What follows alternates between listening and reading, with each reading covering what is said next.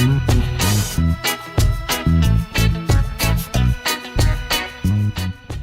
Fuerzas Armadas Revolucionarias de Colombia nacen en 1964 tras la muerte de Jorge Eliezer Gaitán, cuando los líderes rurales, asediados por paramilitares, no tenían opción política. Las principales acciones de las FARC es el narcotráfico y la minería ilegal, además de algunas técnicas terroristas como lo son las minas y las muertes de civiles.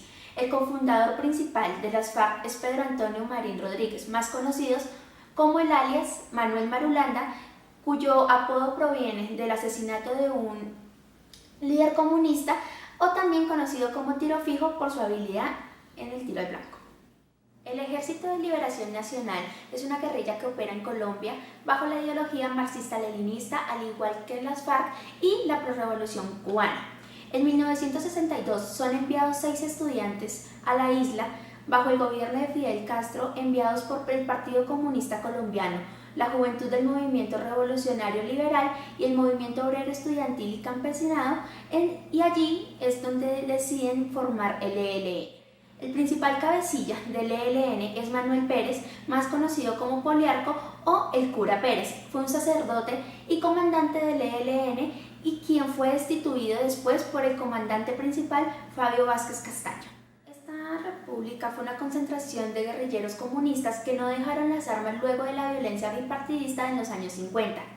Lo que buscaban aquí era escapar del acoso de las autoridades, pero es en el 11 de enero de 1960 cuando asesina al principal comandante comunista de la región, Jacobo Prías Alape, alias Charro Negro, y es en este momento donde se reactiva toda esta furia y deciden seguir con las autodefensas campesinas. La delegación designada por el gobierno de Santos está liderada por Humberto de la Calle y también está acompañada por Sergio Jaramillo, Frank Per, excomisionado de La Paz, Luis Carlos Villegas, empresario colombiano, Enrique Santos, hermano del presidente, Alejandro Eder, consejero presidencial, el general en retiro de la policía, Óscar Naranjo, y también el general en retiro del ejército, Jorge Enrique Mora. Por otro lado, la delegación de las FARC está conformada por alias Iván Márquez como jefe negociador, Jesús Stantrich, Rodrigo Granda, Simón Trinidad, quien está recluido en una cárcel en Estados Unidos, Andrés París, Marcos Calarca, Pablo Catatumbo, Tanja Niemeyer, insurgente holandés, entre otros. El actual proceso de paz que se está llevando con la guerrilla de las FARC lleva 4 años de negociaciones. Este comenzó el 4 de septiembre del 2012 y el actual gobierno de Santos cree que se estará llegando a una firma en el segundo semestre del 2016. Los puntos que se plantearon para negociar en las conversaciones de La Habana son 6. Primero, políticas de desarrollo agrario, las cuales se basan en la creación de programas de desarrollo territoriales, mejoramiento de la infraestructura y adecuación de tierras. Segundo, participación en política. Aquí se habló para garantizar los derechos para el desarrollo político y la protección de los guerrilleros. Tercero, narcotráfico y cultivos, estrategias para erradicar cultivos y bajar el consumo de drogas en el país y en el exterior. Cuarto, sometimiento a la justicia. Este punto se trata de crear un sistema de justicia transicional donde los guerrilleros tendrán condenas entre 5 y 8 años de cárcel. Quinto, acuerdos sobre víctimas. Tanto el Estado como la guerrilla de las FARC tendrán que reconocer todos los delitos de lesa humanidad que se hayan cometido. Sexto, verificación y refrendación. Este último punto se basa en definir, identificar y refrendar todos los acuerdos que se hayan acordado en La Habana. Según el Fondo de Programas para la Paz de la Presidencia, se han gastado aproximadamente 14.000 millones de pesos en el proceso de paz. Este dinero proviene del presupuesto general de la Nación y el gobierno afirma que este no cubre la manutención de los guerrilleros en La Habana, Cuba. Según cifras de Stockholm International Peace Research Institute, Colombia gasta del Producto Interno Bruto el 3,4% en la guerra, lo cual nos posiciona entre los primeros 20 países que gastan más en la defensa y en la guerra. La guerra en Colombia cuesta aproximadamente 12 billones al año, los cuales se dividen en la dotación de soldados y policías, que va desde los 2 millones por persona, los gastos que se invierten en los reinsertados, que van más o menos desde unos 20 millones, y la protección a los menores, en los cuales se invierten 139 millones aproximadamente. Estados Unidos ha invertido una gran cantidad de dinero para erradicar la guerra en Colombia, por ejemplo, con el Plan Colombia, en donde se invirtieron aproximadamente 2.800 millones de dólares, los cuales se invirtieron en armamento, erradicación de cultivos y entrenamiento militares. Las consecuencias sociales que ha traído el mal manejo del proceso de paz por parte de los representantes y del presidente se han dado por la poca posición que ha tenido el presidente frente a las garantías de las víctimas y la justicia frente a la lesa humanidad que han cometido las FARC. Segundo, la incertidumbre. Los ciudadanos tienen incertidumbre en cuanto a la vinculación de las FARC al campo político. Tercero, el rechazo de la ciudadanía. El rechazo porque no se ha reconocido legalmente a las víctimas y la restitución de tierras. El imaginario, la rapidez y la superficialidad con la que se ha dado todo el proceso. La popularidad de Santos.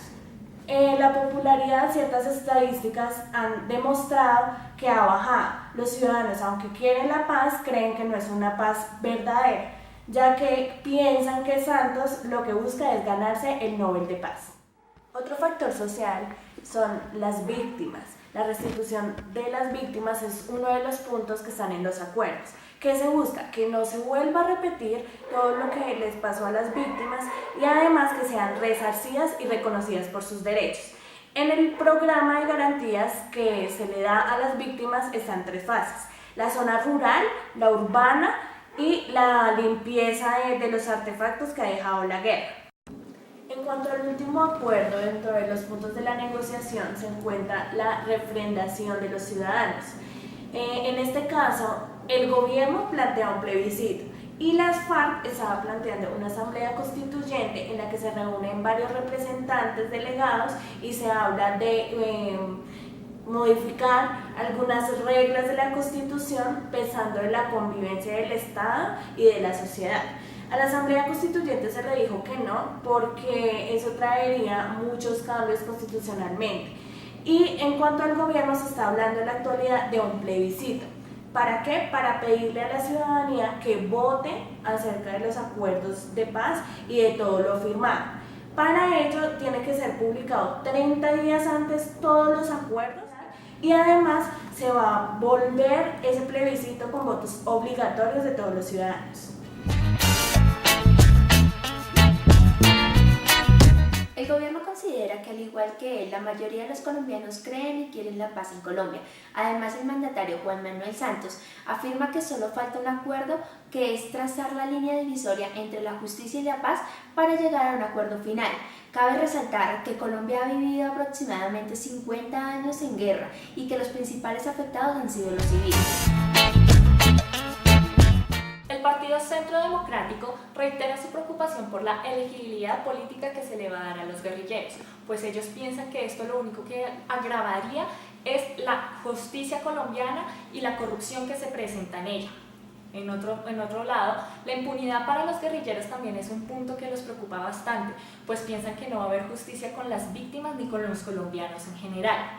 Uribe, uno de los principales precursores de este partido, piensa que este proceso no ofrece ningún tipo de garantías ni para las víctimas, ni para el gobierno, ni para las entidades internacionales.